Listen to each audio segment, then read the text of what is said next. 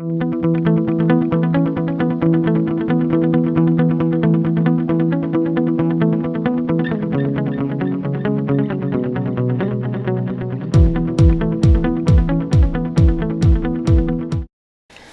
I'm Julie Garland. And I'm Joe Stewart, and we're with Wrentham Plastic Reduction. Tonight we're speaking with Christine Smith from Canton Residents for a Sustainable, Equitable Future. That's I right. think I got that right. That's right. About some common myths and arguments around bag bylaws. But first, I'd like to congratulate you because I understand your bylaw passed last Monday. It did. It passed overwhelmingly. I would say 3/4 of the people in attendance at town meeting in Canton approved the bylaw. Hey, good for you. I am also told it's the first citizen-sponsored bylaw that we were able to pass in Canton. Oh, wow. That's wonderful. The first ever?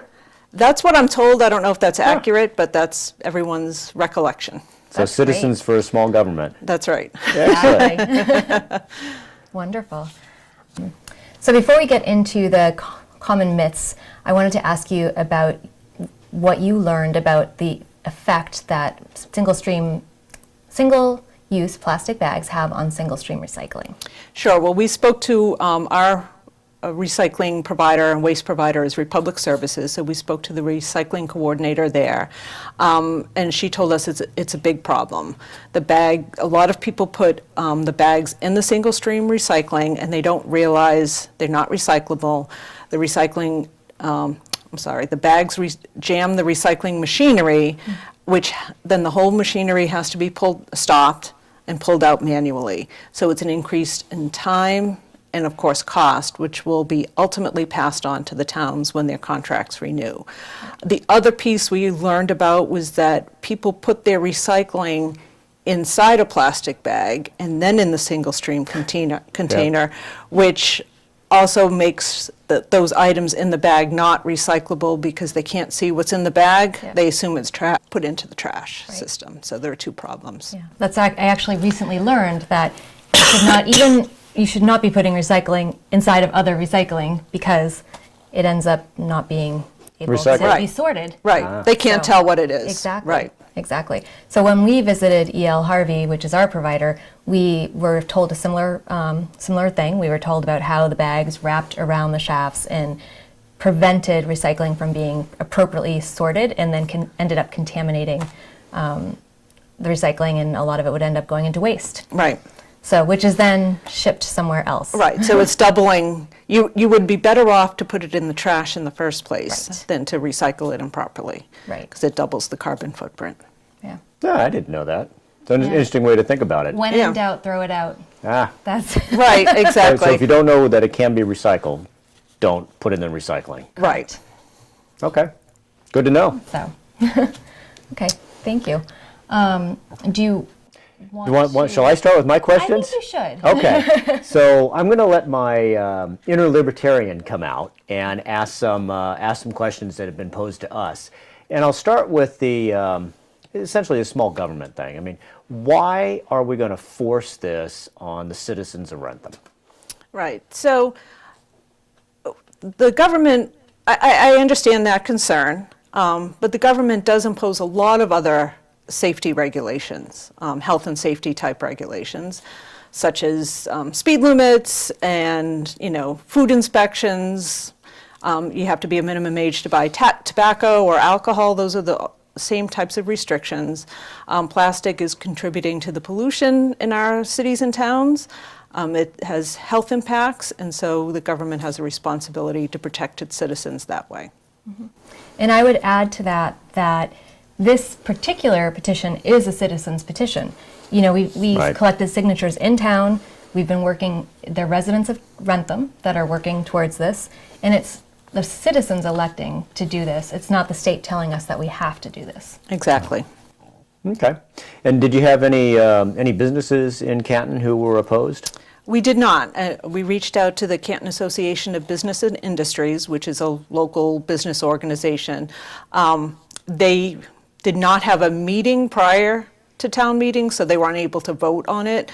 But we did reach out to them and didn't receive any negative objections. And actually, nobody at town meeting objected from a business standpoint. Well, that's consistent with our experience as well. Yeah. I mean, we spoke to a number of businesses in town, particularly the smaller ones. So Cataldo's is an example, the Looking Glass Cafe, and they were all quite consistent that it just doesn't matter. Yeah. Right, and I think a lot of them know that this is necessary, and they get used to people bringing in their reusable bags Right. anyway. So I think everyone seems to see this coming down the road anyway. Okay, well, thank you. So we had a similar question, which is, look, the plastic waste that's in the ocean, that which is attributed to the U.S. is like less than 1%. So why bother? Well, I don't have the exact numbers. I think Julie might, but 1% is still a large amount. When if 1% of a large number is still a large number. Yep. And on top of that, if everyone looked at every every issue and said, well, that's just a small problem, we don't have to take care of it, nothing would ever get fixed. Everybody does their own part and their own town, their own community. That adds up across the state, across the country, across the world. So if everyone took care of 1%, that'd be a lot of problems that we could address. Absolutely. And to speak to the numbers, it's National Geographic in 2015 listed the amount of plastic in the ocean as 5.25 trillion tons, or pieces of plastic, which 1% of that is 50 billion pieces of plastic. So that's a huge amount of plastic. It doesn't matter if it's only 1% of the world's plastic waste. It's still an immense amount. Yes. So, and then kind of one other one that's kind of in the same vein, and that is, it sounds like this is a solution to a problem that we don't have. It's not, what's the litter that we're talking about? Well, I'm not sure. Obviously, I don't live in Wrentham, so I can't speak to that specifically, but just on one day in Canton, we went around and took a lot of pictures. There are really plastic bags everywhere, and the problem is the thin film single-use bags are so light, the wind picks them up and blows them all over the place. They blow out of trash cans, off of trucks. Everywhere. You see them in trees. Everywhere. In the trees, in the rivers, meadows, fields. We've seen them all over the place. Yeah. And I know I hike a lot in Wrentham, and I've seen them every place that I hike, which is Birchwald Farm, the State School, the Wallamonapog. Like, there are plastic bags. Everywhere. Yeah. Yeah, they are ubiquitous. And it is interesting, when we did the Wrentham Cleanup Day, or Wrentham... Keep Wrentham Beautiful. Keep Wrentham Beautiful, which was, well done this year. As I was chatting with the Berkshire realtor, I happened to look in the tree in the front of her business, and sure enough, there's a plastic bag stuck in the tree. And of course, it's in a place where you can't get to it. Right? And it's, it's beginning to degrade from the sunlight, so it's gone from brown to gray. It's all shredded. It's just a mess. And the thing about these plastics is when they do degrade, they turn into microplastics, but they never go away. They never, ever go away, and animals mistake them for food.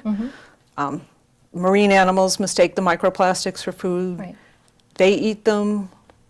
It goes up the food chain, and eventually humans end up Consume it. eating the plastic. Yep. Right. Yeah, I did find it interesting that we finally made it to the Marianas Trench, the deepest place on Earth. And what man-made thing did they find? Plastic. Plastic. Yeah, a plastic bag. Not a Plastic bag, right. Not a Coke can, not a Coke bottle, but a thin film plastic bag. Right. Yeah. And Excuse me, plastic. I don't know if it was thin film plastic bag. And I know, I know Wrentham is not a seaside community, nor is Canton, but we all have rivers and other streams that flow through our towns that ultimately end up in the ocean. And there are also, Correct. We're part of the Charles River watershed. Right. So absolutely, the plastic can easily get into that water. Right, and just flow downstream and end up wherever. So just because you're not a beach community doesn't mean you don't have to be concerned about your plastic getting into the ocean. Right.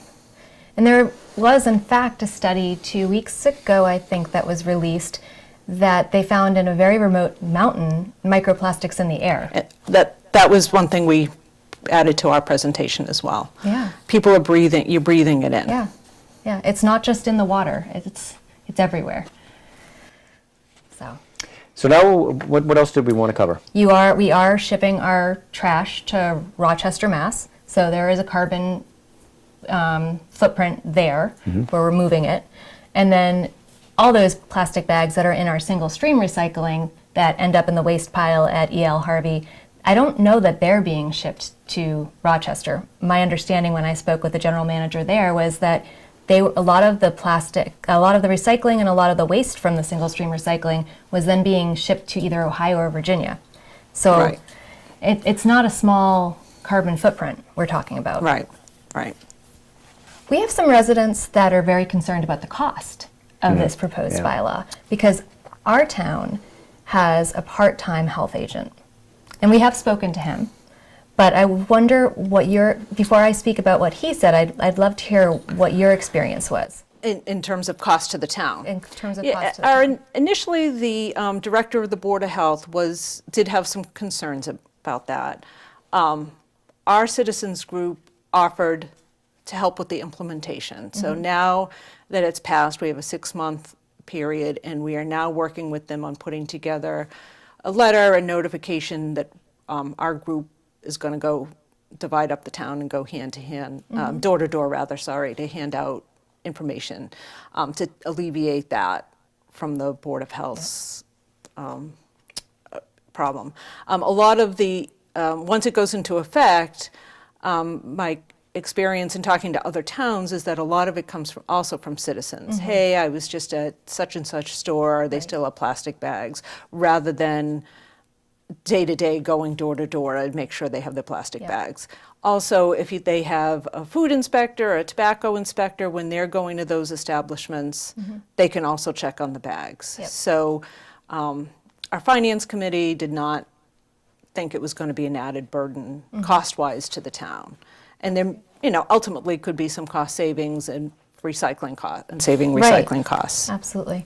That was when we spoke to our health agent, the impression that we got was that we offered also to help with the rollout, and he stated that he would be able to time when he did his food inspections, he could check then. Right. But we also stated, as you've said, most towns, and what we would recommend is it's going to be citizen, what is the word? Citizen.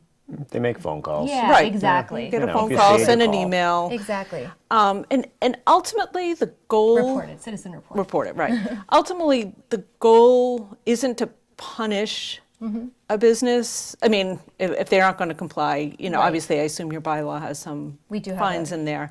But the goal is really to change people's behavior and thinking so they bring their reusable bags with them. Right. Obviously, paper or some other, is, I assume, going to be an alternative that a retailer could use. But that's not ideal either. And Exactly. the best is to use Exactly. We want people using Reusables. reusable bags. the other issue in terms of cost, that one of the things that was discussed was the cost to people, to low-income people, seniors, who are going to have to pay for reusable bags if Right. that's the goal. So number one, they're generally not that expensive at a lot of the stores. And there are some other options that we are considering. We've reached out to some of the bigger businesses in town who have offered to do bags, of course, Donations. donations with their logo on them, so it's advertising for them, and get them to the food pantry, the Council on Aging, and those types of things. Our group, we kind of pooled our money and bought a number of them that we're distributing through the town. And some other ideas we came up with were bag drives. There are a lot of people who end up with a lot of reusable Yes. bags that they don't need, so this is an event where people can bring what they don't need, Yeah. and other people can use them. That's a great idea. So there are other options out there, and just one other thing, since I do have my Yes. my You got a prop. my prop with me. Thank you. I couldn't think of the word.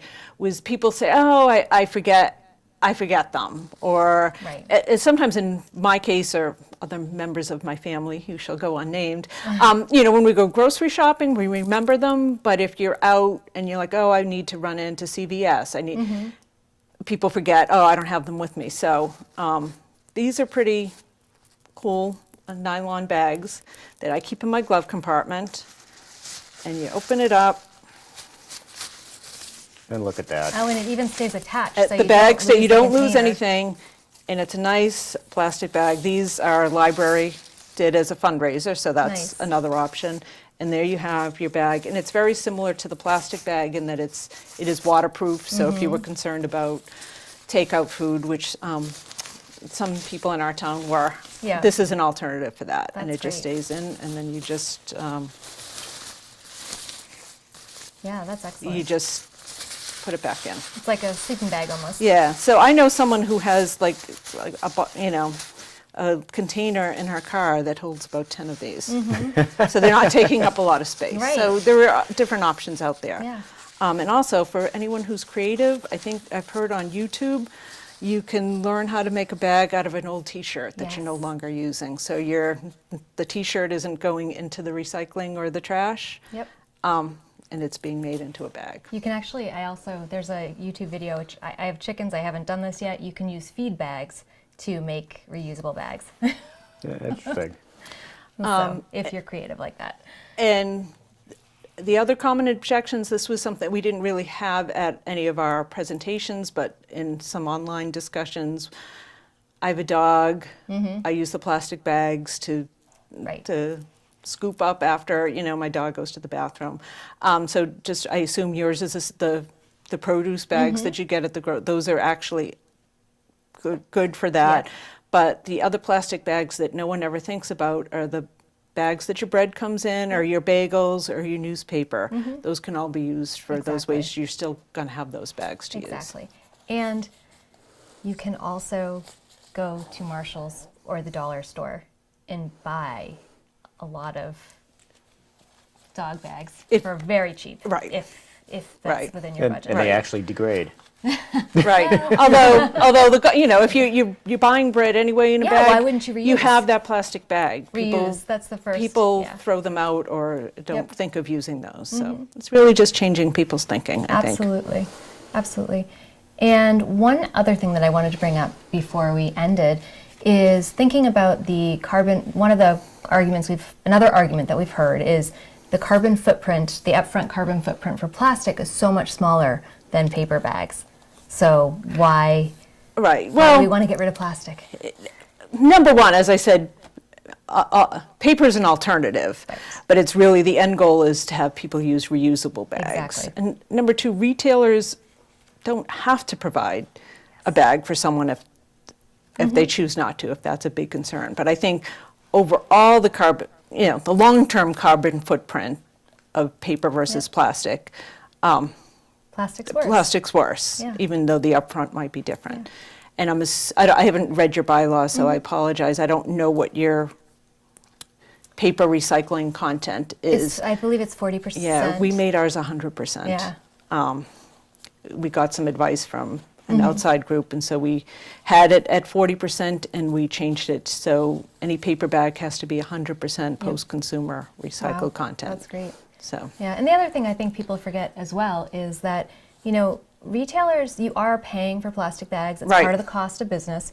But retailers are entitled to charge you 5 cents or 10 cents Exactly. for a paper bag if they want to. right. There's The town nothing that- can't mandate them, Exactly. but there's nothing to There's keep them nothing from that doing says that. they can't do that. Right. And one other reuse comment that we heard a lot was that people use the bag for their trash. But I just ask people to think, the only trash you really need a bag in the trash can is typically your kitchen, because that's where wet or greasy stuff is. And typically your kitchen trash bag is not using, Correct. Yeah. and all your other trash cans, you really don't need a bag. Yeah. You can empty it all into the kitchen one when you put your trash out and periodically wash the other trash cans. They really don't.